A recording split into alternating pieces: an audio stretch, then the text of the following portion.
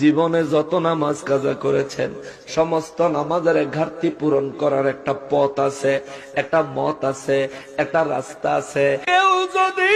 মাগরিবের 3 রাকাত ফরজের পরে 2 রাকাত সুন্নাত আদায় কইরা পরে যদি 2 রাকাত মাগরিবের নামাজের নফল আদায় করার শেষে যদি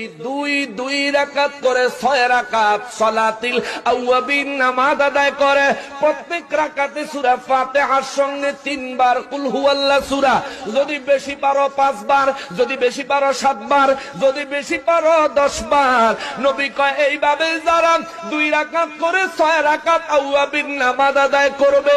12 বছর দিনের বেলা রোজা রাখার, রাতের বেলা আল্লাহর রাস্তায় জিহাদ করার, দৈনিক 5 ওয়াক্ত নামাজ পড়ার সওয়াব আল্লাহ আমার উম্মতের আমলনামায় দিয়ে দিবে।